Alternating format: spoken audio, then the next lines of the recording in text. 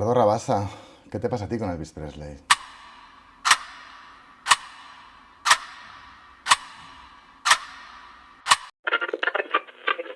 Esto es Subterfuge Radio. Eduardo Rabasa, escritor, editor, vienes a presentarnos este libro, El Hotel de los Corazones Rotos, recién salido en Galaxia Gutenberg, en el cual tiene Elvis Presley una presencia, digamos, tutelar, cuanto menos. Pero antes que nada, quiero que nos hables, aquí siempre preguntamos sobre la primera canción, el primer disco, que te hizo... ¡Wow!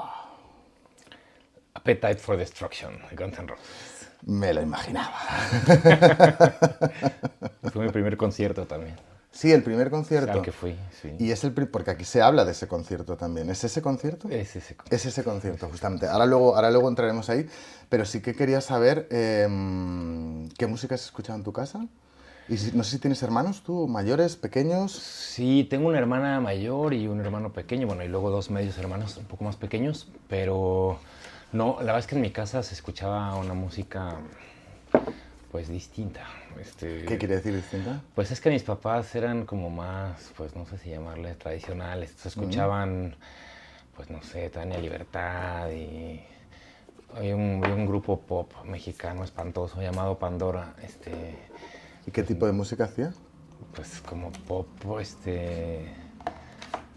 como pop horrible, así como súper cursi. Como pop de plástico, que se dice en algún momento por aquí. Sí, como muy cursi. Es que aquí, ¿cuál es la palabra para cursi? Como... Cursi. Ah, sí, súper Sí, cursi. sí. Sí, no, o sea, desgraciadamente no tuve la mejor educación musical posible. Tú además también eres editor y fundador de la editorial Sexto Piso, que se fundó en México, pero que también tiene su delegación aquí en España, que ha funcionado muy bien. Y creo que también te dedicas a... porque allí tenéis en el catálogo, tenéis libros de música. Sí, en Sexto Piso tenemos una colección de música que está más o menos a mi cargo, sí. ¿Y cómo surgió? Cuéntanos un poco cómo surgió la idea de publicar música, en qué momento comenzasteis a publicarla y si en aquel momento parecía buena idea y si lo sigue pareciendo. Sí, pues fue cosa, pues un poco como ha sido en general todo con la editorial, supongo, como mucho guiado pues por el interés o los gustos personales. Y lo que pasó con la colección de música es que pues justo en las ferias del libro, en Frankfurt, etcétera, no tengo 100% claro cuándo publicamos el primer libro de música, pero habrá sido como a los 8 o 10 años de tener la editorial. Y pues nada, pasó que justo en las ferias pues te empezaban a hablar o ofrecer libros de música, y en algún momento se dio como la oportunidad, empezamos a publicar en Nick Cave, y luego pues nos ofrecían libros, no sé, de poesía de PJ Harvey, y así, y un poco como, pues sí, como, o sea, como que se corre la voz de, ellos están publicando música, como tampoco hay tantas editoriales haciéndolo, pues te empiezan a ofrecer más. Y bueno, pues hemos publicado, no sé, a Jarvis Cocker, a Tom York, o sea, como... Y ahora apenas estamos empezando, acaba de salir hace un mes el primer libro como encargado por nosotros de una artista mexicana llamada Vivir Quintana, porque todos los demás eran traducciones. ¿Y este saldrá también en España, no? Pues enviaremos algunos ejemplares, pero más mayoritariamente se va a enfocar para México, yo creo. Porque sí que es verdad que estáis especializados en la parte de música, además como en artistas contemporáneos, más o menos. Sí, y mucho de rock, que yo quiero también ir ampliando los horizontes, pero bueno, hasta el momento sí ha sido más así. Y hablando de rock, ¿de dónde viene tu interés por Elvis Presley? Porque aquí ya se puede ver en la portada que tenemos aquí una caricatura de Elvis. Ahora entraremos en el por qué Elvis es importante en esta novela, El Hotel de los Corazones Rotos. ¿Pero tu interés por Elvis? Pues es que en este caso fue primero la novela, porque este libro medio surgió la idea por un libro que para mí es muy importante, se llama Opiniones de un payaso, Vale, de sí. Henry Henry Scholl, Bell. que ves como clown, joven, alcohólico, loser, que lo deja su novia, que es un libro maravilloso, a mí me encanta. Cierto. Y es como un pequeño, pues no sé, microcosmos, ¿no? De la vida de él, eso sí, que de su alma, de la sociedad de Alemania, de la posguerra. Y pues habla, o sea, ahí tienes como un fresco, ¿no? De familia, amor, religión, política, el nazismo, etcétera. Y entonces yo quería hacer un poco algo así, pero con esto que en México es muy importante, que no sé si es un concepto que se conozca aquí en España, porque son las botargas, que son como estos muñecos gigantes, por No, ejemplo. bueno, no se llaman así, pero sí que se entiende un poco lo que Ajá. es. Es una especie de disfraz como, no de estos pegados, sino que es más como aparatoso, digamos, ¿no? Exacto, Como como que tiene... cabezón y como que juega con lo cómico y lo grotesco un poco. Y Y en que es bastante estrafalario en es realidad, porque es estrafalario, un... sí. Y en México son como muy importantes en cultura popular. De hecho, ahora se puso una moda porque hay unas farmacias que se llaman farmacias similares y su emblema es como una botarga como un médico que se llama Doctor Simi. Y entonces tienen, en todas las farmacias tienen una botarga de este bailando. Y no sé por qué se puso de moda, hicieron unos como muñecos de peluche y los empezaron a aventar en los conciertos. Y ahora ya es como toda una... O sea, hace 2 meses que fueron los Yeah Yeah Yeahs y esta Karen O se tomó su foto con el Doctor Simi, o sea, como que ya se volvió una cosa muy ligada a los conciertos de rock. Y ahora casi que si no te avientan una es que no eres nadie. Y eso pues viene de la botarga esta del Doctor Simi. Entonces, bueno, yo quería hacer como mi especie de versión de opiniones de un payaso, pero más que con un payaso con una botarga, porque me acuerdo una vez que iba en una calle en Insurgentes y había una botarga de un caballito de mar, pero estaba pues a media calle, le aventaban cosas, le gritaban. Y digo, para hacia afuera era un caballito de mar sonriendo y bailando, pero adentro pues había un pobre chico muerto de calor que seguramente le estaban pagando 50 pesos, ¿no? Así. Entonces yo tenía la idea, pero no sabía, durante algunos años no sabía bien de qué hacerla, hasta que llegó un poco la idea de hacerla de Elvis, sí un poco por lo musical, aunque tampoco es que para mí Elvis, digo, me gusta mucho, pero no es tan importante para mí musicalmente, pero fue más como pues porque lo que sí creo que reflejaba bien era el mito de Elvis, ¿no? O sea, con el ascenso y caída, la decadencia, los excesos, entonces creo que funcionaba bien, pues como personaje ahí como icono un poco, simbólico. ¿no? Sí, como simbolismo. Pero sí que no es menos cierto que sí que es verdad que hay una cierta tradición del rock and roll y del rockabilly en México que no se da en otros países. Por ejemplo, yo recuerdo hace unos años los Rebel Cats que eran muy conocidos. O sea, había una escena bastante importante de rockabilly y rock and roll clásico, más o menos. Sí, no, totalmente. Y digo, sigue habiendo la hora Beatle. O sea, o sea, Pink Floyd, yo creo que ni en Inglaterra ya lo pelan tanto como, o sea, en México y en el Zócalo, Roger Waters. O sea, sí, creo que somos el país de la nostalgia rockera. Sí. Porque antes estabas hablando de Henrik Bell, de las opiniones de un payaso. Aquí también hay payasos. O sea, tiene ese punto bastante grotesco, tiene ese punto estrafalario un poco. Y, y también te sirve un poco para hacer un fresco de una sociedad, me atrevería a decir, hipermachista, sobre todo, bastante catastrófica y con ideas absolutamente delirantes. Por poner tres rasgos un Sí, sí, poco de sí. lo que hay en esta novela, digamos.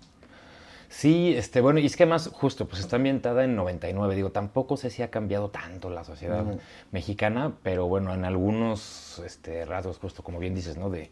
Del machismo o de cierto tipo de ideas, incluso de la familia. O sea, el alcoholismo, por ejemplo, del padre, es que es como parte muy importante. Sí, bueno, están Pues, todo el rato, como decís vosotros, en la peda. Están sí, todo el rato chupando ahí, bebiendo. sí, sí. Pero vamos, todo el rato ahí con el Bacardí, no sé qué, bueno, ¿esto qué Sí, es? sí, es que es un poco así. Y luego hay cosas que quizá pueden parecer eso, como delirantes o absurdas, pero que en este caso están totalmente sacadas de la realidad. Por ejemplo, una cosa que me tocó a mí ver, que es una de las subtramas del libro, unos amigos en los que está vagamente inspirada la familia del libro, tenían un amigo que tenía una ambulancia falsa.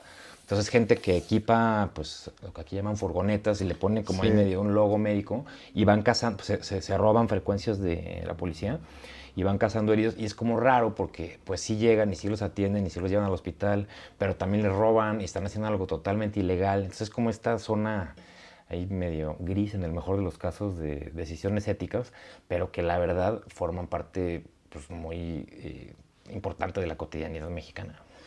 Claro, es que es verdad que para un lector no mexicano, es verdad que hay cosas que suenan bastante increíbles, pero que es verdad que forman parte del día a día. Solo para que los lectores que todavía no se hayan arrimado, no vamos a destripar demasiado, pero sí una imagen, ¿no? Ahora que decías lo de la ambulancia, estos de la ambulancia son amigos del padre de Bruno, que Bruno es el protagonista de la novela, es un chaval que está por cumplir 21 años, hacia el principio de la novela, que, como tú decías, lleva esa botarga para los... bueno, es un disfraz de Elvis, poco... poco fino, por decirlo así, por decirlo, ¿no? Un poco con un cabezón. Aquí se podría asimilar un poco lo que se conoce como los gigantes y cabezudos. No sé si los conoces, que son también estas cabezas enormes, como muy exagerado todo, ¿no? Bueno, para que se hagan un poco una idea de lo que hay aquí, en un momento determinado él va con estos chicos en la ambulancia, porque también pues, para sacarse algún dinero, y se encuentra con el compañero de la universidad, de la que en ese momento, con la chica, Milena, con la que en ese momento está saliendo, y entonces de repente, en un momento determinado, lo reconoce, piensa, este tipo va a saber quién soy yo, que soy el novio de esta chiqueta, y en mitad de la carrera abre la puerta y sale disparado, ¿no? Y entonces luego le hacen creer como, no, eso es que te diste un super golpe tremendo y entonces estás delirando, ¿no? Claro, y eso aquí se cuenta como lo más cotidiano y como estas hay unas cuantas. Sí, es que, bueno, hay esta frase como medio famosa de André Breton aplicada a México que dice, es que en México el surrealismo es costumbrismo. Sí. Y creo que va un poquito, bien visto, digo, sí. sin querer exotizar a mi país ni nada, porque tampoco es que vayas por la calle y esté pasando siempre algo estrafalario, pero sí hay ciertas cosas, pues eso, como pues de una cotidianidad como distinta, y pues sí, parte del asunto del libro es que este tipo, bueno, los personajes de ahí, pues o sea, no se sorprenden y pues no lo narran como necesariamente algo extraordinario. Claro, para ellos es sí, cotidiano lo que tú dices, exacto, es costumbrismo. Como, Sí. sí, es un poco la realidad en la que viven, ¿no? Pero podríamos decir que, bueno, hay muchas cosas, pero esta novela es una especie de novela de formación, en realidad. Es una situación paradójica y extraña porque en realidad viven los dos hermanos, el padre, que siempre está ausente porque está con sus ideas locas de negocios que cree que le van a hacer rico en algún momento, o con montones de mujeres, o él dice que está con montones de mujeres. Exactamente. Y sin embargo la madre y la hermana viven muy lejos de ellos, o sea, es una sociedad absolutamente... Bueno, hay un momento en el que él va a la casa de Milena y dice, en realidad la casa es igual que la nuestra, pero está como más ordenada. ¿No? Sí.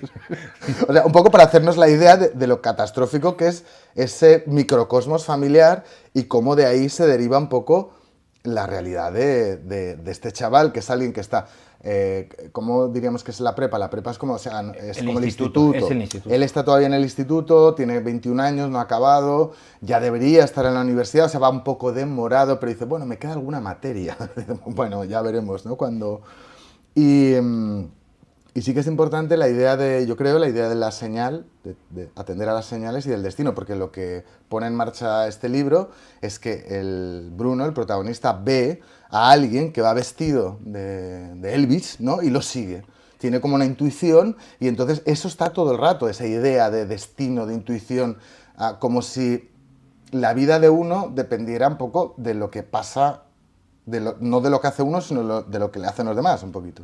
Sí, y en el caso, sí, totalmente, yo creo que es así, totalmente como lo dices, y en el caso de él hubo una primera reseña que salió en México del libro y decía, no, es que Bruno es un bueno para nada.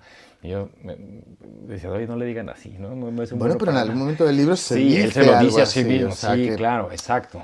Sí, es un chico que está como, pues sí, como a la deriva, y entonces en el libro, pues tanto a lo bueno como a lo malo, pues sigue como lo que la vida le presenta, ¿no? Porque tampoco tiene, y él lo dice creo varias veces, como pues tampoco es que tenga algo mucho mejor que hacer, ¿no? Entonces él que tiene esta obsesión con Elvis y ve esta botarga, que es como un golpe del destino, pero tampoco es que sea un golpe del destino, así como ganarse la lotería o un gran destino, ¿no?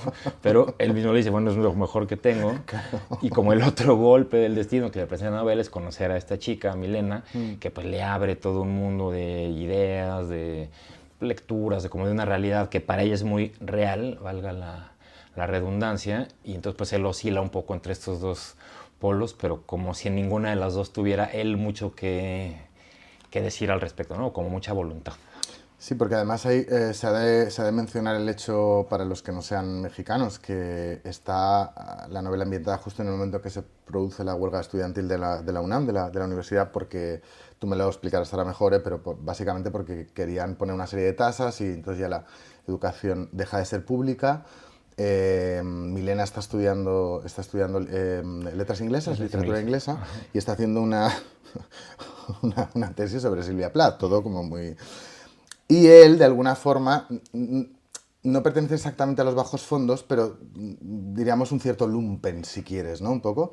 Y se produce ese, bueno, no choque, pero sí, no, y tampoco conflicto, pero bueno, una especie de cercanía y distancia al mismo tiempo entre esos dos mundos que bueno, que se atraen y se repelen al mismo tiempo, ¿no? Es un poco lo que tú decías, ella le abre todo bueno, empieza a hablarle de Schopenhauer, de Nietzsche, no sé qué, el tío está ahí embobado, como dice, creo que no entiendo bien lo que está diciendo, pero me parece que dice algo así, ¿no? Sí. Y claro, eso es muy divertido también.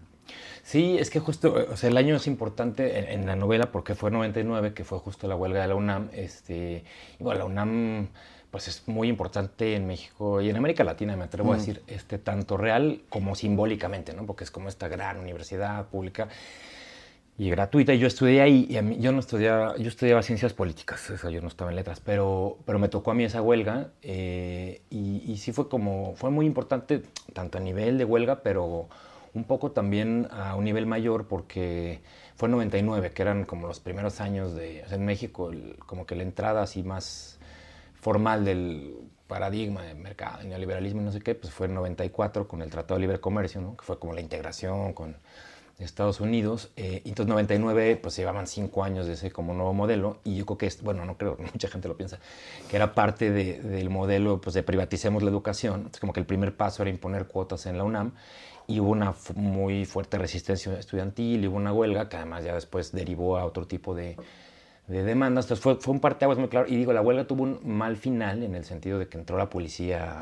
a sacar a los estudiantes, pero se logró preservar la educación gratuita, que es lo que ella dice, ¿no? Entonces la chica está, pues eso, estudiando a Silvia Plath y metida en la huelga, y pues Bruno está, lo que dirían aquí, haciendo el tonto, ¿no? De No, votar pero a lo que Luis pasa es que Presley. no es menos cierto que gracias, aunque él no acabe de entender un poco lo que ella le está contando, sí que le provoca una serie de reflexiones sobre su propia identidad. Eso sí que es verdad. A él, de alguna manera, se ve obligado un poco a pensar sobre sí mismo y quién soy y qué hago, ¿no? Más o menos. Sí, no, sí, es que más, fíjate, hace rato que decías lo del machismo, creo que es muy cierto, y luego que salió también el tema del alcohol, y en México son cosas, o por lo menos como yo las he vivido, o como me tocó a mí, como muy vinculadas, porque, o sea, casi que el alcoholismo es medio hereditario y muy vinculado pues a la hombría, ¿no? O sea, como que un buen hombre se pone pedo y toma tequila y se va de prostitutas, ¿no? O sea, sí, o sea, como que está... Y es un poco la realidad que a él le toca, y él no quiere y la rechaza, y de hecho el padre le cae mal, pero al mismo tiempo parece que va directo a repetirla, ¿no? O sea, pese a que conscientemente él dice, no quiero esto, pero parece que ahí va, ¿no? Y entonces Milena le abre como por primera vez un mundo que eso, aunque él quizá no lo entiende bien, pero pues le Pero al menos atrae mucho más. interesa y al menos Sí, escucha, ¿no? Sí que es verdad que podríamos decir que le permite abrir una parte a la sensibilidad y que también, si lo quieres, es verdad que el tema de Elvis es una cosa icónica porque es esa imagen que todo el mundo reconoce, todo el mundo ha visto, aunque sea el último Elvis, ¿no? Con aquellos trajes absolutamente coloristas en Las Vegas, ¿no? Pero también hay una cuestión de emociones que a él también le vinculan, y esa emoción tiene que ver un poco, si quieres, con el sueño, porque el libro se llama El Hotel de los Corazones Solitarios. ¿Solitarios? rotos. Rotos. Sí, Hotel de los Corazones Rotos, claro, con la canción del... sí, sí. Que es porque él tiene un sueño, que es, que esto me encanta, que es crear una comunidad de perdedores solitarios, y lo que quiere es tener un programa de radio. O sea, ahora estamos aquí en un podcast, en Subterfuge Radio, y precisamente Bruno, el protagonista de tu novela, lo que quiere es tener un programa de radio, pero tampoco se pone como a ello. O sea, es como de, bueno, ¿no? Por eso que detrás de esta novela siempre está esa idea de propósito que no se cumple. Sí, exacto, porque un poco él vive como en esta nada, pues como el padre, ¿no? Como bien decías hace rato, que ese es como un arquetipo lo que en México se llama un ruco decadente, ¿no? O sea, como, que digo, el ruco, el padre tiene la edad que yo tendría ahorita, ¿no? O sea, pero bueno, como Bruno es más chico, pues Sí. el padre es como este ruco decadente y siempre con estos planes para hacerse rico y como bien decías hace rato, ¿no? O sea, creo que lo leíste muy bien porque dice, bueno, con muchas mujeres, o dice, ¿no? Claro, él dice, porque en ningún Exacto, no momento se ve, sabemos, allí no se ve nada. no se ve, ¿Sabes? O sea, exacto, pero es esa cosa del macho mexicano, de yo tengo 30 mujeres y tengo el negocio, que ahora sí, y el negocio nunca sale porque que nunca alguien me sale, claro, claro, traicionó. claro, porque siempre la culpa es de otro, ¿no? Siempre hubo Exacto. un pibe que no, aquí no me hizo Ajá, caso, no sé qué. sí, o me jugó chueco, ¿no? Entonces Mm. es como eso, y de alguna manera Bruno pues se está haciendo eso a sí mismo, ¿no? Ahora sí ya voy a acabar la prepa, ahora sí voy a tener mi programa, ahora sí le voy a contar a Milena, ¿no? Pero ahora sí, pues, y sigue pasando la vida y Otro, no. otro de los rasgos también muy masculinos, obviamente machistas, pero masculinos también, es la persona que contrata a Bruno para llevar el traje de Elvis, que se llama Agallas y Asociados, que Sí. también es como, tócate las narices, Agallas y Asociados, que es una cosa absolutamente decadente, un tío que también está todo el día dándole al drinking y a toda otra sustancia y tal. No vamos a desvelar mucho qué es lo que pasa, pero ahí también se ve mucho, por ejemplo, esa idea de lo masculino en el sentido de la venganza, el odio, el rencor, ¿no? Porque él como que hay una historia con un notario, que no vamos a contar qué pasa, pero él como que guarda eso, ¿no? También esa sensación de hombría, bueno, me voy a vengar y de Ujú. este tipo. Y además te voy a utilizar a ti, Bruno, y además lo voy a hacer de manera, a través del disfraz de él, o sea, es todo como, en lugar de ir él y decir, Claro, joder, me has hecho no sé qué, pues me voy, no, vamos y nos agarramos a los putazos, ¿no? Lo que sea. Pues no, monto un Cristo aquí. sí, bueno, y es que además ese personaje de la Gaya está, digo, muy vagamente inspirado por en un señor que además le decían Don Lucky, que le rentaba un cuarto a un amigo, y Pero no es como era, alguien conocido, ¿no? O sea, es como conocido vuestro. sí, no, ni Ah, siquiera mío, ¿no? De mi amigo, era un señor que le rentaba un cuarto en Santo Domingo, que por eso está ahí ambientado junto a la UNAM, y era un señor adicto a la piedra, y bueno, es que no sé si aquí se entiende monear, pero inhalar, se entiende. y entonces el señor veía al diablo y le decía no sé qué, y muchas de las historias estas del personaje, pues venían de este señor, ¿no? Que de nuevo estaba como atrapado en una especie de delirio, pues eso, de venganza y de oportunidades perdidas, o sea, como estos loops, ¿no? Sí, sí, sí. Ni siquiera es nostalgia, porque es lo mismo, la nostalgia que él tiene, pues tampoco es de cuando fue, Y además que también otra vez aquí aparece la, si no digamos la mentira, la fabulación, porque él hace referencia a un locutor que nunca sabemos quién es, que podía ser perfectamente ningún locutor y una fantasía que se ha montado él ahí en la cabeza, incluso, en fin, no, Sí, es como la falsa gloria pasada. sí, pero más que una, exacto, pero más una falsa gloria ya en sí decadente, ¿no? Porque es como si yo, no sé, si yo te miento y te digo, el año pasado gané el premio Nobel. Digo, es una mentira, pero por lo menos sería una mentira de algo a lo que hay que aspirar, ¿no? Claro. Ellos tienen fantasías que de por sí tampoco era algo como tan heroico de entrada, ¿no? Una cosa que es interesante del libro y que tiene que ver con lo que hablamos antes de la novela de formación es la idea de la atracción, y Bruno lo dice en un momento determinado, la atracción por lo turbio. Dice, no sé por qué me llama tanto lo turbio. Es como de el salvavidas, si quieres, que le ofrece el amor de Milena, por un lado, ¿no? Ese autoconocimiento, el estudio, en fin, el ver la vida un poco de una manera más consciente, por lo menos, y no estar todo el día drogado, fumado, ¿no? Pero, sin embargo, él tiene y él lo dice, es que no sé por qué me atrae tanto este mundo turbio, los bajos fondos, el delito, ¿no? Sí, sí, eso yo creo que es un poco, pues, digo, lo que los arquetipos se caricaturiza con, no sé, con luego como el diablito y el angelito, ¿no? Y de alguna forma el diablito pues siempre es más, pues más atractivo, ¿no? O sea, más divertido por lo menos. Y como él de nuevo, pues, porque además es lo mismo, ¿no? O sea, si quisiera tener programa de radio, si quisiera escribir eso, pues se tiene que sentar y hacerlo, ¿no? No sé si te acuerdas una parte que encuentra como unas cintas del papá grabándose Sí. así. Ujú. Y del papá también También tiene tenía... unos delirios de Ajá, grandeza y sí, sí. exacto. Y entonces como que pues parecería que en el caso de ellos, o bueno, Bruno de alguna manera por lo menos trata de de salir, ¿no? O sea, no es que se aferre de ya me voy a quedar aquí, sino que tiene como esta dualidad, digo, ¿no? Como las dos voces, pero parecería que, pues sí, como una cosa de destino o de condena familiar o social, pues a seguir repitiendo lo mismo, aunque se diga a sí mismo que no, que ahora sí, que ya va a salir, ¿no? Hay una cosa interesante también de los tres, los dos hermanos y el padre, cada uno de ellos tiene, en ese sentido del arquetipo, también tiene como un referente. Si Bruno, que es el pequeño, tiene a Elvis Presley, el hermano mayor, no recuerdo cómo se llama el hermano mayor. El George. York con CH, York, cierto. Tiene a Kurt Cobain, ¿no? Pero el padre tiene a José José. O sea, es todo como bueno, ¿no? Pero bueno, que cada uno tiene como su ídolo musical, ¿no? Que de alguna manera le sirve de referente. Sí, y como que, digo, eso no lo había pensado ya hasta ahora que lo acabas de decir, pero pensándolo, se podrían como extrapolar, o sea, porque, digo, a mí me encanta José José y me sé todo José José, pero es el personaje más... Sí, bueno, ¿Has visto el meme este que hacen de una chica como rubia que está como reclamando, que dice, me dijiste, no sé qué, y que hay un gato y todo? Es que no sé, bueno, en México no. es un meme así. Entonces sale una chica rubia diciendo, me dijiste que te ibas a portar como un príncipe. Y dice, sí, pero como el príncipe de la canción. Y pues es José José. Entonces, pues el papá pues, tiene que tener ese ídolo que insisto, a mí me gusta mucho José José. Y pues que digamos que el mejor de los tres, pues creo que sí sería Kurt Cobain, ¿no? O sea, desde un punto de vista, Bueno, no, bueno, sí, no sé. no sé qué es. ¿Tú Es que era crees? un alma sensible y atormentada, creo, ¿no? No lo sé. Hay una cosa no quiero desvelarlo, pero hay una cosa que es central aquí, que es la idea de la iluminación de Elvis.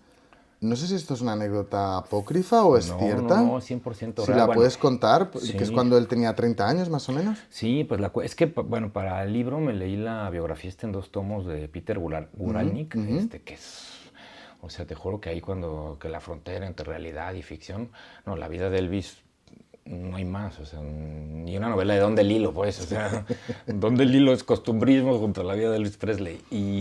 Y cuenta esa anécdota de que en algún momento está con su estilista, que era también gurú, entonces le empieza a como echar un rollo y Elvis se engancha, y entonces empieza a meter al camino de la espiritualidad y lee muchos libros de iluminación. Y los amigos, como sátrapas de Elvis, lo odian al gurú, pues porque se está yendo por el buen camino. Entonces Bueno, ya, no solo eso, sino porque también les está quitando influencia, claro. Entiendo. exactamente, y le está quitando ahí la borrachera gratis. Y el sueldo. Y el sueldo gratis, exacto. Pero claro, los tenía nómina a todos, Elvis. Exactamente, exactamente, eran los amigos a sueldo. Y entonces cuenta que en un momento van en una casa rodante, más manejada por Elvis, y que Elvis estaba muy frustrado porque decía, si he leído 100 libros, ¿por qué no me llega la iluminación? Y el gurú le decía, no, porque a Dios no le importa, aunque seas Elvis Presley, tienes que esperar tu momento. Claro. Y que de repente van por el desierto de Arizona y Elvis se para y dice, como que ve una nube con la cara de Stalin. Claro, es que yo de verdad no conocía esta anécdota, me quedé como, yo también, Stalin. Yo no sabía ni que Elvis sabía quién era Stalin, la verdad. En las nubes. Exactamente. Bueno, y eso también, ¿cómo sabía Elvis quién era? Porque Pues a ver, no está tan obvio, ¿no? Elvis era una persona un poquito cerril, ¿eh? O sea, las cosas como sean. Exactamente, a mí también. Entonces ve la nube en forma de Stalin que se convierte en Jesucristo y el gurú dice que el gurú ve y sí, en efecto hay una nube de Stalin que se convierte en Jesucristo, el gurú tiene la misma visión. Y entonces Elvis se para y dice, ya, llegué a la iluminación, y se pone a gritar, y que quería, que en el delirio decía, voy a dejar el espectáculo y me voy a meter de monje, no sé qué. Y después, que no se lo cree nadie. Y después se les quema la casa rodante en el desierto. O sea, es como casi un pasaje bíblico pop, o sea, y es totalmente real. Bueno, o sea, así la cuenta el biógrafo, ¿no? Pero fíjate que es verdad que esto está un poco en el centro de la novela en el sentido de paralelismo entre Bruno y Elvis, pero hay una cosa muy curiosa porque cuando él medita sobre qué hacer en la vida, no se pregunta qué haría Elvis, que es una cosa muy, muy curiosa, sino dice, ¿qué haría el coronel Parker? Y a mí eso me llamó mucho la atención. Sí, es que, bueno, tampoco lo había pensado, la verdad, hasta ahorita que lo dijiste, pero es cierto. Pero es que supongo que de alguna forma, digo, Elvis es Elvis y no es que él crea que va a ser Elvis, pero incluso a nivel de fantasía, Elvis está como en un plano que, o sea, supongo que Bruno se ve más a sí mismo como un tipo, pues como un burócrata de management, no sé, como si... El poro, Exacto, gordote, como que no el sé coronel lo ve más alcanzable, supongo, pero la verdad no lo había pensado. Cuando antes te estaba refiriendo, hay un momento, no vamos a desvelar mucho, pero Bruno, el protagonista, encuentra una cinta de su padre en la que su padre está un poco delirando, también va borracho, obviamente, y tal. Y él dice que lo que está haciendo su padre ahí es elaborar una especie de poética de la autodestrucción. Y una de las ideas que está durante toda la novela, que por ejemplo se ejemplifica cuando Milena le está hablando pues sobre todo de Shakespeare, de Romeo y Julieta, bueno, y de diferentes cosas, ¿no? Y tiene unas teorías que tampoco las vamos a contar porque quien quiera que se lea el libro, pero sí que está la idea del bien y el mal constantemente, de elegir entre el bien y el mal. Esa dicotomía está todo el rato en la novela.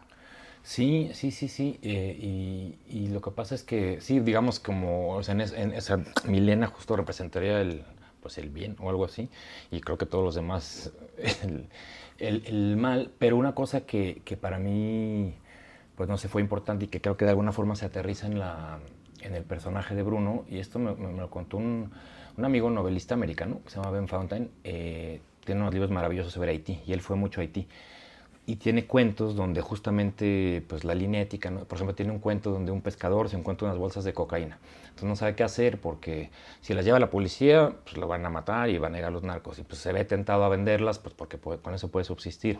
Pero al mismo tiempo está mal, ¿no? Es ilegal. Entonces me decía mi amigo, es que en sociedades como Haití o México mismo no es a veces tan clara o lo mismo de la ambulancia, ¿no? O sea, son como espacios éticos un poco más borrosos, donde a veces la gente tiene que tomar cierto tipo de decisiones que desde un punto de vista de una ética más pura, pues serían incorrectas, pero son necesarias para sobrevivir. Entonces está como esta lucha entre bien y mal, y Bruno es como esta zona gris donde, porque digo, hay unos, o sea, el padre es como pues, decadente y ya, o sea, el padre creo que no tiene una virtud, ¿no? Y en el otro polo supongo que estaría Milena, y Bruno está como un poco, no sé, como esta imagen cuando te están tirando de los dos lados y pues no sabe, no acaba de saber hacia dónde irse, ¿no? Esto es Subterfuge Radio. Nani Castañeda, batería de Los Niños Mutantes, gestor cultural, director de la Feria del Libro de Granada y autor de este libro, Indilogía, una antología de la música alternativa española. Antes que nada, muchísimas gracias por acompañarnos en La Música También se lee, que ya sabes que aquí precisamente estamos en ese punto intermedio en el que o los músicos escriben sobre música, o los escritores escriben sobre músicos, o se habla sobre libros, o se escribe y de cualquier forma aquí lo que sí que hay son palabras que suenan muchísimo, porque si hay una característica fundamental, yo creo, ahora nos explicas un poco la gestación Sí. del libro, pero creo que si hay algo que caracteriza a este libro es la pasión por el verbo enardecido en algunos momentos, tanto en positivo como en negativo, porque también tiras alguna pullita por aquí a alguno que otro. Bueno, tío, lo primero, estoy encantado de estar contigo y de reencontrarnos, que tú y yo hemos hecho algunas cosas en la vida y ahora nos Sí, hemos sí, reencontrado con la literatura y con este qué libro bien, qué sobre bien. música. Estoy muy contento de estar contigo y de verte de nuevo. Y en segundo lugar, tenía que ser honesto, intento ser muy honesto. Cuando hay cosas que no me gustan o opino que un disco sería aún mejor sin dos temas o tres temas, pues lo digo claramente. Lo digo varias veces y lo digo incluso de nuestros propios discos, ¿eh? Y hay cosas que no entiendo, algunos compañeros, no voy a contar nada porque creo que hay que descubrirlo en el libro, Mm. pero creo también que el tono del libro es laudatorio por una cuestión muy sencilla. He escogido 46 discos que a mí me parecen maravillosos. Entonces, el tono general es laudatorio. No quería hacer un libro en el que criticar y poner a parir a otros compañeros o amigos o decir que no me gusta un disco. Para eso prefiero que no esté, ¿no?, en la selección.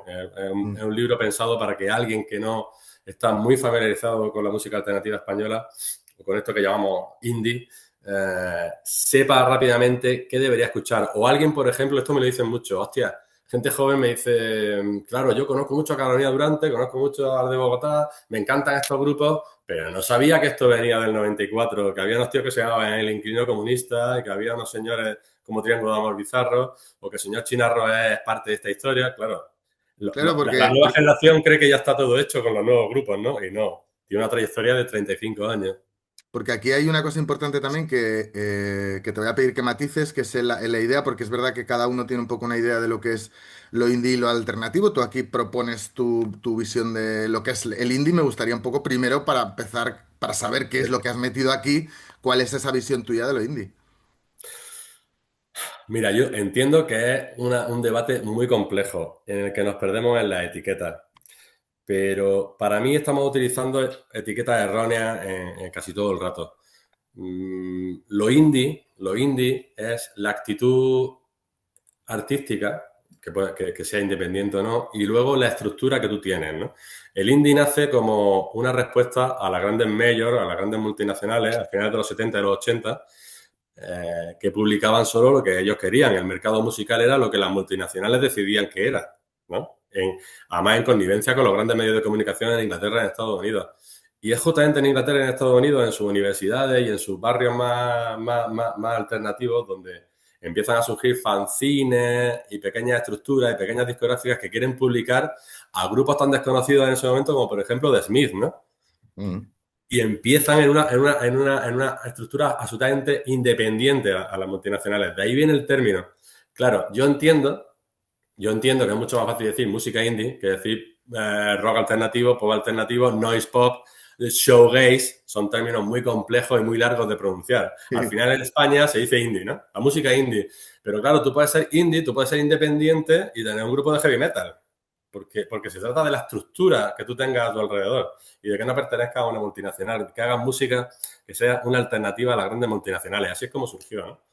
De todas formas, creo que es un debate que tampoco hay que llevar hasta el infinito, ¿no? No tiene mayor importancia.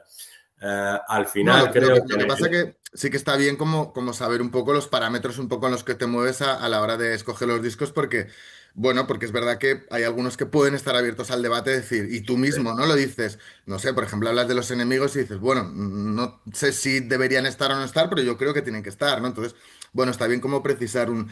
Y luego también para que la gente que no haya leído todavía el libro, para darles un poco unas coordenadas, tú prácticamente tú comienzas, haces una panorámica un poco desde 1988 prácticamente hasta el 2020 y divides los grupos, los divides entre primos hermanos, hermanos mayores, hermanos medianos y hermanos chicos. Explícanos un sí, poco esto. me pareció una manera divertida de simbolizar que en realidad somos todos una gran familia que estamos intentando hacer lo mismo desde hace 40 años o 35 años. Y esa familia es para mí, es la del pop y el rock alternativo. Para mí es la terminología correcta, ¿no? Eh, Realmente, como tú dices, Surfing Bichos, Lagartija Nick, Los Enemigos, no son exactamente ese pop rock alternativo que van a hacer con Australian Blonde, con Sexy Sadie, con Planetas, con El Inquilino Comunista. No son exactamente eso, pero son los grupos en los que todos nos basamos, todos nos vimos reflejados y no conozco a nadie de mis compañeros de generación que no respeten absolutamente a esos tres grupos porque son como las grandes vacas sagradas que a finales de los 80 no pertenecían a la movida y ya estaban pensando en otro tipo de música, ¿no? Entonces para nosotros fueron muy importantes, tanto como niños mutantes como creo que como generación. Esos serían nuestros primos hermanos. ¿Por qué son los primos hermanos? Porque no son tus hermanos. no, Claro. no son justamente puramente indies, digamos, ¿no?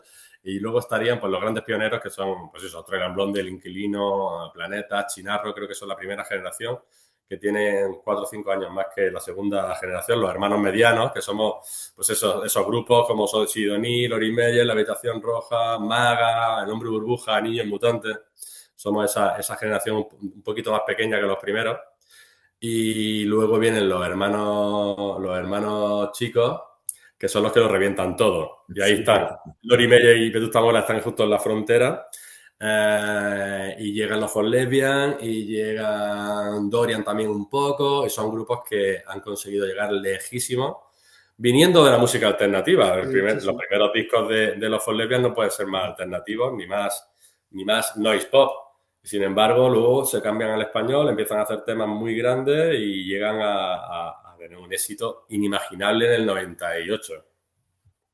Porque a mí lo que me parece más interesante de esta antología, obviamente que tiene una cuestión subjetiva para lo bueno y para lo malo, pero tú lo cuentas desde dentro, es decir, tú has participado de esta escena y eso te permite también de alguna manera tener una visión panorámica más interesante. Y hay una cosa sobre la que te quería preguntar. En un momento dices que hace tiempo como que el espíritu original de la escena independiente ya se perdió, pero no la música alternativa. Y ahora que te estaba refiriendo un poco a los grupos más cercanos, a los que tú denominas, voy a entrar ya en los hijos, que serían un poco los de esta década de ahora mismo, Los de ahora.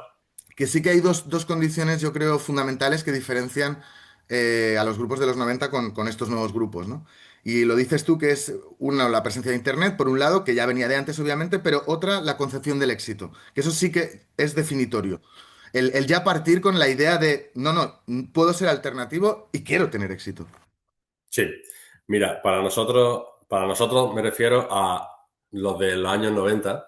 El éxito era llegar a una sala en Salamanca o en Burgos y que hubieran venido a vernos 83, 84 personas.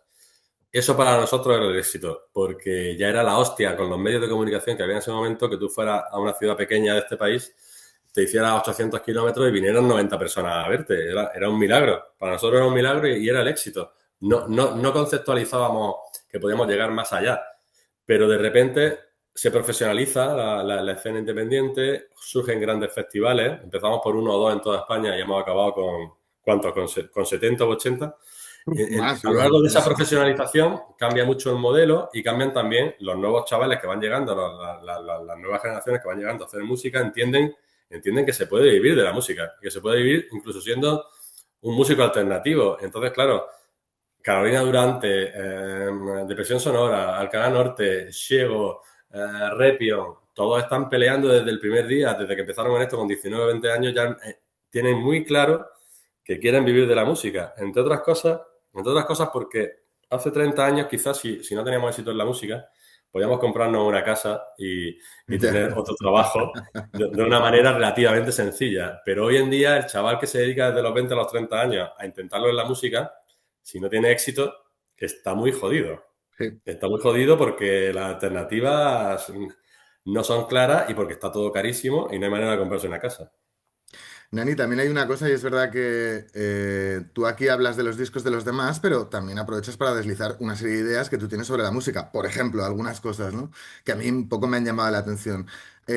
Un disco no tiene que tener más de 10 canciones. El primer disco generalmente es el más malo y no hay nada más difícil que tocar una canción lenta. Entre otras muchas cosas. No quiero decir que también aprovechas un poco, bueno, para deslizar tus ideas de lo que tiene que ser una canción de tocar y de los Oh, grupos. son tres verdades indestructibles, te lo juro. Pues no voy a entrar a debatirlas, es que son tres verdades absolutas. Pocas veces, José, el primer disco de una banda, por mucho que estés enamorado de ese primer disco, pocas veces es el mejor. Al menos musicalmente hablando. Mm. Puede ser más fresco, puede ser un disco chulísimo, pero realmente una banda cuando hacen sus mejores discos suele ser en el tercero, cuarto, quinto disco. Y te juro, como baterista que he sido durante 30 años, que tocar bien una canción lenta es muy difícil. Y tocar bien una canción con un ritmo punk es bastante fácil. Estamos en la música también El se libro, lee. perdóname, es verdad Dime. que el libro son dos libros. Son la antología y lo que yo propongo y cómo analizo los Y tus discos de los opiniones. grupos. Y otro libro que corre por las notas a pie de página, que son mi experiencia, mis anécdotas y mis opiniones sobre todo lo que voy contando en la parte de arriba del libro, ¿no? O sea, que creo que es bonito en ese sentido. Son dos libros árabes. De hecho, refiriéndote a las notas a pie de página, voy a leer una de ellas que aparece en la página 62, referida a Carlos Galán, capo de esta santa casa. Y tú dices, Y gran capo de la industria musical alternativa. dices, Carlos Galán es el rey Midas de la industria alternativa, prácticamente todo lo que toca lo convierte en oro desde la mítica Subterfuge Records. Y aprovecho esto para también para hablar de lo importante que es en determinados momentos que los grupos, quizá a lo mejor ahora es más sencillo porque tienes la posibilidad, obviamente necesitas una distribuidora, pero puedes lanzar tu propia música, pero qué importante era en los años 90 y en los primeros 2000 tener el cobijo, el paraguas de una discográfica alternativa que tuviera fe en tu proyecto y que apostase por ti. Y que estuviera bien conectado con los medios de comunicación, al menos los alternativos, que eso Carlos Mm. lo ha hecho siempre maravillosamente. Todos queríamos tener un disco en Subterfuge Records en los años 90, por supuesto, era el gran sueño. Nosotros tuvimos la suerte de que a nosotros nos acogió Astro Discos, que se fue haciendo también una discográfica importante en aquellos años. Otros estaban en Grabaciones en el Mar, otros estaban en la discográfica de Luis Calvo. Pero claro, es importantísimo la labor que en aquellos años hicieron las pequeñas discográficas que acabaron. Subterfuge Records hoy en día es una pedazo de discográfica que ha sacado quizá los 10 o 12 pelotazos más grandes de la música alternativa española, por eso hablo de que es el Rey Midas. Sí, El bueno, último, Dover entró último con de él, por ellos, ejemplo. Viva Suecia empezó Viva con vosotros. Suecia. Sí, sí, Empezó sí, sí. Subterfuge y ahora están a un nivel que hay que cortar la Gran Vía de Madrid cada vez que pasean por ella, ¿no? Pero vienen de la música alternativa, evidentemente, y empezaron con Subterfuge. Es muy importante esa labor de visionario de muchas de las discográficas pequeñas que trabajaban con nosotros y creo que es un buen termómetro para evaluar quién pertenece o no a la música alternativa. Una de las cosas más chulas, yo creo que antes lo apuntabas, el hecho de que sirve también tu libro como una panorámica para los chavales más jóvenes, para entender que también que las cosas no surgen de la nada, que hay una prehistoria, que siempre ha habido alguien antes y que en la música y en la cultura, y tú lo conoces también por tu labor de gestor cultural, se necesita que haya un ecosistema, se necesita que haya algo ahí para que pueda surgir el talento. Pero sobre todo porque, aunque puedas no estar de acuerdo, que seguramente no vamos a estar de acuerdo contigo con muchos discos, pero sí que provoca una cosa que es muy chula y que tú cuentas que te sucedió también a ti durante la escritura del libro, que es como revisitar toda una serie de discos y darte cuenta que a lo mejor lo que pensabas que era maravilloso ya no lo es tanto, y algunos otros que dices, wow, pues oye, esto no, y entonces esa digamos, insuflas una cierta pasión para irte a YouTube o a Spotify como para empezar a escuchar un montón de cosas, ¿no? Qué guay, qué guay. Bueno, no pretendo que mi lista sea definitiva, ni mucho menos. Es mi lista. Creo que es una buena aproximación al género del que estamos hablando. Y claro, yo he escuchado para hacer el libro cientos de discos durante cientos de horas. Empecé con una lista que la tengo en mi libreta todavía, que llegó, yo creo que empecé con una lista de unos 70 artistas y al final se quedaron 46. No es un número buscado, no es para la gente que tiene talks ni nada de eso, se quedaron en 46 de una forma natural, Vale. cribando, descubriendo cosas que ya no me gustaban y que no creía que fueran relevantes para la historia de la música alternativa española y cosas que de repente había olvidado y me parecieron maravillosas. O sea, llevaba 25 años sin escuchar los discos del Inquilino Comunista y de repente, que los tengo en vinilo en casa porque me los compraba en aquella época, y flipé. Dije, hostia, pero esto es que sigue estando vivo. Sí, ¿cómo pueden tener las guitarras tan altas? Tan altas? Ya con 51 años me hacen daño a mí. Y yo flipaba, con 18 flipaba. Pero me parece maravilloso, ¿no? Y esto me ha pasado con mucha gente, con el Niño Gusano, y hay cosas que me han gustado menos. Cuando he revisitado de repente los discos de Australian Blonde, me parece que tuvieron mucha suerte, pero no me Mm. parece que sean unos discos increíbles, ¿no? Bueno, son mis opiniones y ya está. Y No, lo que cualquiera pasa puede que hacer, cualquiera puede hacer su libro y explicar sus opiniones. pero que también, también está bien, digamos, que darle un margen de tiempo a las cosas como para verlas con una cierta objetividad, porque es verdad que muchas bandas o muchas canciones triunfan en un determinado momento por una cuestión puramente contextual, porque hay una industria, pues por ejemplo, de la publicidad en ese momento o el cine que le interesaba que un determinado tipo de grupo, determinado La tipo de imagen, música. una nueva tribu urbana, porque de repente nosotros en aquel momento no éramos indie, ni Mm. éramos alternativos, éramos como grunge, se hablaba del noise pop, del noise rock. Éramos unos rockeros nuevos, alternativos a la movida, ¿no? Y que se estaban plegando a la nueva música americana e inglesa, pero en el 94, 95 nadie nos llamaba indie, eso no existía. Es una etiqueta que se fue haciendo después. Éramos como los nuevos poperos rockeros, que nadie sabía cómo definir y que estábamos todos muy pegados a Dinosaur Jr. y al concepto de Nirvana y de Pearl Jam. Eso era lo que en los 90 era la escena. De hecho, ahora que dices eso, hay una cosa que tú cuentas que es muy graciosa, que dices, hay quien opina que en realidad el indie murió en el momento que dejamos de mirarnos las zapatillas. Me parece una imagen tan acertada. O sea, Es que era así, tío. Tú no sabías lo que era un concierto de Señor Chinarro, de Planeta o de Niño Mutante en el 96.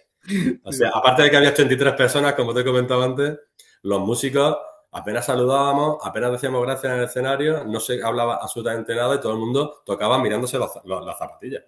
no, pero eso yo Era una ahí actitud absurda. Una actitud lo, absurda. lo digo de broma, pero bueno, tú también tienes mucho sentido del humor, este libro, obviamente, pero sí que es verdad que, hombre, lo que creo que estarás conmigo, que lo que se ha ganado es en conciencia, profesionalidad y falta de solemnidad, básicamente.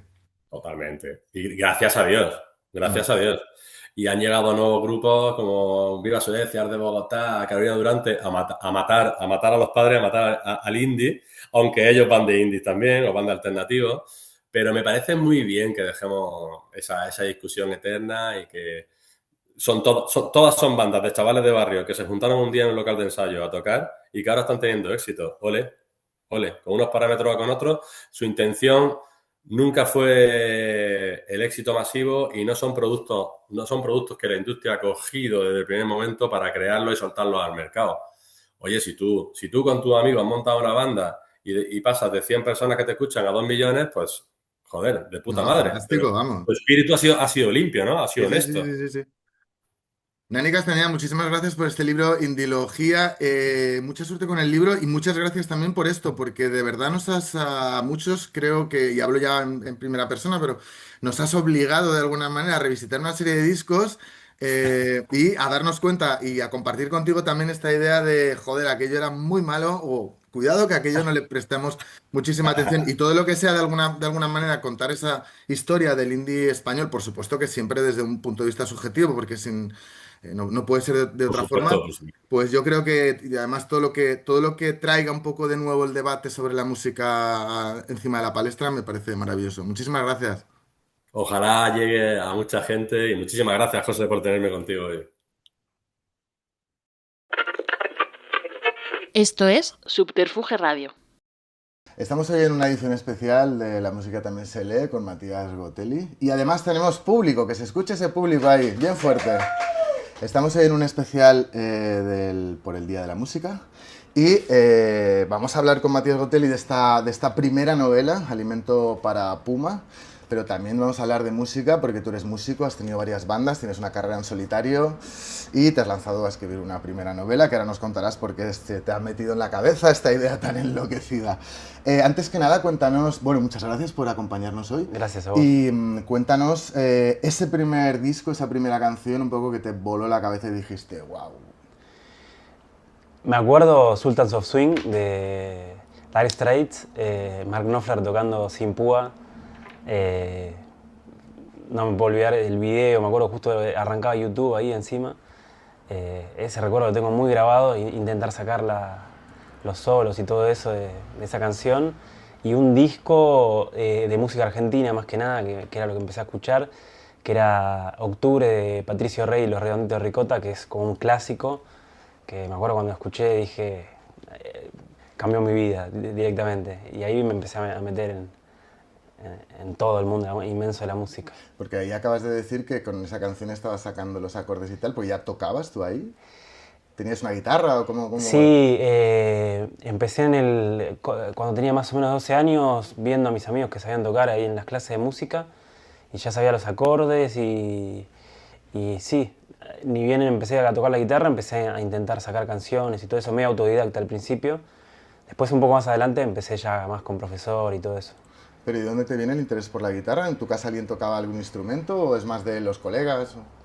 En mi casa se escuchaba mucha música, tengo hermanos más grandes que intentaron con la música pero duraron bastante poco, pero las guitarras quedaron sueltas ahí por la casa, entonces yo cuando tenía, ya te digo, 12 años, había una guitarra disponible y dije, che, ¿qué es esto? Vamos a probar.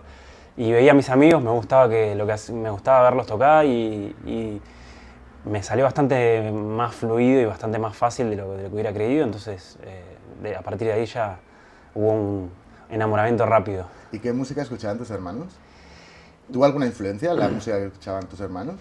¿Con la que tú escuchaste luego? Sin dudas, pero ellos escuchaban medio lo que estaba de moda, qué sé yo, YouTube, R.E.M., era época de MTV, Match Music, que no sé si acá en España estaba, me imagino que sí. Entonces todo ese tipo de música, los Guns N' Roses también, fui muy fanático de chico. Y esos eran CDs que estaban en casa. Después ya, cuando empecé a tener 13 años, empecé a tener un gusto más propio y algunas cosas acá mis hermanos. Ahí? Y ahí, bueno, los Guns, ahí me empecé a ser fanático, mucha música argentina, Callejeros, Ataque 77, Y después ya un poco más adelante Lisandro Aristimuño, no sé, toda música argentina. ¿no? Mucha música argentina. Sí, sí. ¿Y Trapalanda es tu primera banda? ¿Esa fue tu primera banda? Trapalanda. ¿O hubo algún intento previo de estos? No, había cosas muy raras en el secundario. Me acuerdo que a los 12 años hicimos una banda que se llamaba Liquidación Total. Está guay. Que duró un ensayo, hicimos un cover, pero duró un ensayo la banda. Y después, sí, Trapalanda fue el primer proyecto serio que tuvimos, pero ya más a los 21, 22 años. Y sí, ahí es donde aprendimos todo. ¿Y ahí hacías tú canciones ya? ¿O sea, eras ya letrista? ¿Qué tocabais? Siempre, bueno, el principal instrumento fue la guitarra, pero ahí empezamos con un amigo muy cercano a indagar con las compus, con el tema de los programas de grabación. Nos compramos una plaquita de sonido y empezamos a jugar con eso, con los sonidos que traía la compu. Entonces fue muy en paralelo que hacíamos canciones, que empezamos a hacer canciones, empezar a tener ya más contacto con el tema de la compu, con los sintes. Y empezamos a entender cómo se grababa, entonces empezamos a maquetear y a hacer maquetas. Un poco el tocar la guitarra, un poco hacíamos, qué sé yo, algunos sintes, voces Pero luego llegaste a publicar algunos discos, ¿no? Sí, eso fue al principio. ¿Cómo fue el salto ese? Y con este amigo grabamos dos demos que lo mandamos a un concurso allá en Buenos Aires de un estudio de la ciudad. Y les gustaron las canciones y nos dijeron, che, seleccionaban a algunas bandas para grabarlas en el estudio de ellos y entonces estas 2 canciones las grabamos en un estudio profesional ya, con un técnico profesional, y esos 2 demos fueron los primeros que sacamos. Y después de esos demos sumamos 6 canciones más y salió el primer disco. Que bueno, que ahora lo escucho hoy en día y digo, no, me tapo los oídos para escuchar. ¿Y tú ahí cantabas ya? ¿Qué tocabas? ¿Qué instrumento tocabas? Ahí era guitarra y voz. Vale. Pero como suele suceder en varias bandas, es difícil conseguir bajista. Ya. Entonces me fui yendo para el bajo. Vale. Al principio medio renegando, pero después me enamoré porque es un instrumento que tiene su poder. ¿Y qué pasó con esta banda? Porque luego tuviste otra. ¿Os peleasteis? Sí, ¿Qué pasó ahí? no, en un momento llegué a tener las 2 en paralelo, 5 o 6 ensayos por semana, era la música, era todo. Casi que... Acá está mi novia, lo puede saber, no teníamos tiempo para... Era ensayo. Bueno, pero la cosa ha ido bien, porque si siguió por aquí... Sí. No, me conoció así que... no, y vino la pandemia. La pandemia, una edad también que para mí fue importante, que fueron los 30 años, como ciertas ilusiones ya y cierta energía que se iba apagando. Pero la pandemia planchó 2 años del proyecto y fue imposible. Pero bueno, la pandemia significó también el arranque de mi proyecto solista. ¿Pero y fue causado realmente por la pandemia o era algo que tú ya estabas como dándole vueltas o fue porque mantener una banda es muy complicado? Y creo que la pandemia ayudó para acelerar una decisión que estaba ahí latente. Con una de las bandas, sí, ya estaba medio difícil la cosa. Con esta Trapalanda estaba bien, pero cansa remar, tocar los martes, los miércoles, subir los instrumentos, desarmar la batería, que te vayan a dar 30 personas. Hay que tener amor por la música. Y también está el tema de estar todo el tiempo consensuando decisiones y eso, que tiene su agote. Por eso quizás a veces el proyecto solista, bueno, en la literatura pasa bastante eso. Sos vos. Yeah. Pero después empieza toda la parte mala de eso, porque sos vos, sos tu propio juez, sos tu propio... el que más te elogia, pero después pasás de que es la mejor canción de todos los tiempos a esto es una basura, en un segundo. Pero bueno, medio la pandemia aceleró todos esos procesos. Me acuerdo que ni bien en Argentina, creo que fue en marzo, que dijeron lo del encierro, dijeron, bueno, hay 2 semanas de encierro al principio. Y yo dije... Estas 2 semanas sin trabajo, no sé qué, es la oportunidad de oro que siempre esperé en mi vida para grabar todo lo que se me canta. Y bueno, se empezó a extender y ahí dije, che, tengo 15 canciones, ¿qué hago con esto? Y ahí nació el disco de este solista. ¿Y qué dificultades tiene un músico argentino en solitario para lanzar su carrera y que se sostenga en el tiempo? Porque eso es que estamos hablando de 2020-2021. Y terminó saliendo en 2022, porque bueno, al principio fueron las maquetas que... llevan su tiempo. Por más que sean las canciones duran 3 minutos, bueno, al hacer todos los instrumentos, que suene bien, que suene digno. Y ese proyecto se lo pasé a un amigo muy, muy íntimo, que ahora lo voy a ir a ver, de hecho, que vive acá en Zurich, que él es ingeniero de sonido y productor. Y bueno, le pasé la canción, lo elaboramos y también son procesos que duran su tiempo. Dificultades, qué sé yo, en Argentina está lleno de músicos, o sea, y hay una definición, una especie de frase que decimos siempre, que es, vos vas quizás a los centros culturales o a los lugares donde tocan, qué sé yo, lugares de 500 personas máximo, 300 personas, y mirás y decís, che, ese lo conozco, toca el bajo en tal banda, ese es baterista en tal, ese es cantante, somos todos músicos. Entonces, ¿Hay espacio para tanto músico? Hay muchos lugares, pero... Mejor dicho, ¿hay público para tanto músico? Sí y no. Después está la cosa terrible que, digamos, una cosa es hacer música, porque siempre está muy apoyado en que uno ama lo que hace, entonces, viste, vos en las fechas nunca pensás en ganar plata y eso.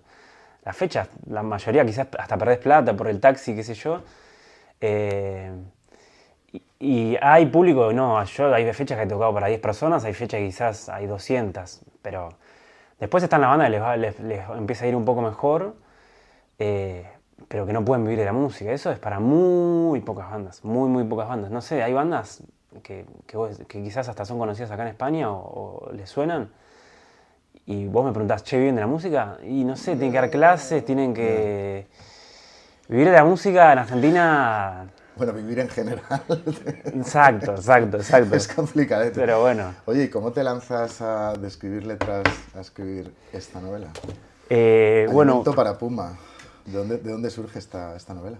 En la pandemia justo coincidió con un proceso personal que yo me fui de la capital, me fui a vivir a las afueras de la ciudad, a unos 50 kilómetros, en una zona un poco rural y un poco donde termina la ciudad. Donde se le llama conurbano eso. Y empecé a tomar contacto con toda una vida que para mí era desconocida, era una cantidad de estímulos increíble y bueno, en paralelo ya te digo que el proceso de la música me estaba dando más lugar porque no tenía 5 ensayos por semana y siempre tuve pulsión de escritura, siempre escribí de hecho. Me acuerdo justo en pandemia salió también... empezó ahí un concurso que se llamó el Mundial de Escritura. También a los 2-3 meses que arrancó cuando estábamos encerrados, a los 2-3 meses que arrancó la pandemia, donde se podía anotar, no sé, el que quiera, y se anotaban como 5.000 personas, y vos te anotabas y te daban una consigna por día, y tenías que escribir 3.000 caracteres por día. Vale. Y entonces eso me empezó a volver y digo, che, Porque antes no habías escrito nada de narrativa, ficción... ¿no? No, había escrito en revistas, yo estudié filosofía, escribía en revistas. ¿Pero cosas de música o qué tipo y de después cosas? letras. No, cuentos. A mí me gusta escribir cuentos. O sea, bastante. que sí que tenías un cierto experiencia previa, digamos. Sí, siempre lo tuve, siempre, entre mil comillas, me destaqué en eso. Pero bueno, la parte más poética me la había tomado las letras. Las letras es escribir, o sea, y estás todo el tiempo pensando en... Es más poética y bueno, y tiene también qué sé yo, las condiciones de las letras que tienen a veces que rimar y todo eso. ¿Pero y crees que fue una ayuda o fue un escollo el haber tenido esa experiencia como letrista a la hora de lanzarte a escribir largo? Nada, yo creo que no es que neutralizó una cosa a la otra. Yo siento que fueron dos caminos bastante paralelos. Para mí la narrativa es otra sinapsis distinta. Y eso, empecé a escribir y digo, che, me salen 5 hojas, 10 hojas, me salen. Y empecé un poco a escribir con esta pulsión de empezar a ver hechos que me llamaban mucho la atención. De hecho, el nombre de la novela, que es Alimento para Puma, hay una noticia en la zona donde vivo yo que es medio campo, pero también hay barrios cerrados y sale una noticia que decía, che, hay un puma dando vueltas por acá. Una cosa que es rara. ¿Y eso fue el disparador de la novela? No sé, pero sí juntar 3 o 4 de estas noticias y en esa ensalada ver qué sale. Salió sí, un poco eso. Porque leemos la sinopsis. Miguel, un músico treintañero y nómada, regresa muy en contra de su voluntad a la casa medio abandonada de su padre, con quien no habla desde hace años, enclavada en una zona rural argentina. ¿Escribiste de músico treintañero y nómada porque es un poco lo que conoces? Bueno, vos lees eso y decís, esto es una autobiografía. Yo creo que un poco me apoyé también en características parecidas a las mías en el protagonista. Creo que un poco por inseguridad, un poco porque sabía dónde caer, había algunas cosas, muchos elementos que aparecen en la novela que me parecían también narrativamente muy ricos. El músico que está todo el tiempo, qué sé yo, buscando su voz, intentando componer, inspirarse, medio frustrado por todo este tipo de cosas que el artista en general vive. Pero después dije, yo tenía muy en claro que no quería que sea una novela de la literatura del yo ni nada de eso, no quería, digamos, qué sé yo, exorcizar fantasmas de mi vida, sino que quería que sea algo más sumamente narrativo y ficción. Pero bueno, hay similitudes, sin dudas. ¿Qué ha sido lo más difícil de acabar esta novela? ¿El proceso te ha llevado mucho tiempo? Porque no lo hemos dicho antes, pero es tu primera novela. Es mi primera novela. Y primera novela publicada también. Sí, y además sí. que te han dado por unanimidad el premio Diana Zaforteza en su segunda edición. No, ¿Cómo se siente uno con su primera de la novela? nada al todo, fue como... ya te digo, yo venía con la experiencia de la música, remando, tocando para 20 personas y me mando a otra disciplina, a otro arte y me llega como este aluvión de noticias y de éxito. Bueno, éxito ya para mí era publicar, yo no tenía ningún tipo de... No es que no tenía esperanza, pero dije, yo ya estaba feliz con haberlo hecho. Entonces ya la publicación era para mí un milagro. Y dificultades... yo soy muy de escupir, entonces como la parte más en la escritura digo, como la parte más de escribir y sumar páginas no me costó, sí me costó como... Yo me apoyé bastante en una narrativa clásica, no tanto como las películas de 3 actos, pero bueno, sí, quería que haya un conflicto claro, que haya una especie de clímax. Y ordenar todo eso y que sea coherente, que no sea forzado, que sí, la música de la prosa se mantenga y todo eso, fue un laburo de leer y releer mucho en voz alta, pero los últimos 3 meses fue una aceleración total, era como ya estaba tomado, ¿viste? Me tomaron los personajes y sentaba 5 o 6 horas y le metía. ¿Crees que les va a gustar a los músicos esta novela? Ojalá. Aparte de al público general lector, pero... Y hay un guiño a los músicos, sobre todo a los que cantan, está muy puesto eso de la búsqueda de la voz, de quedarse afónico, que no te salga a veces, de los nervios, las vocalizaciones, está mucho eso. ¿Y hay guiños también privados para algunos de tus colegas por ahí o no? No, creo que no. Creo que no, capaz que muy inconscientemente, pero no. El músico, el de la novela, hace otra música y se conmueve con otras canciones. Así que creo que no hay ningún palito ahí escondido. Y se nos dice también aquí que tiene una especie como de estilo de western la novela y una voluntad cinematográfica. ¿Te gusta a ti la música western, las pelis así? Bueno, de western me gusta más el western spaghetti que el western en sí, así clásico John Ford. Sí me gusta western más moderno, si querés, o más contemporáneo, de los hermanos Coen, los amo. De hecho me han dicho, la tapa se parece y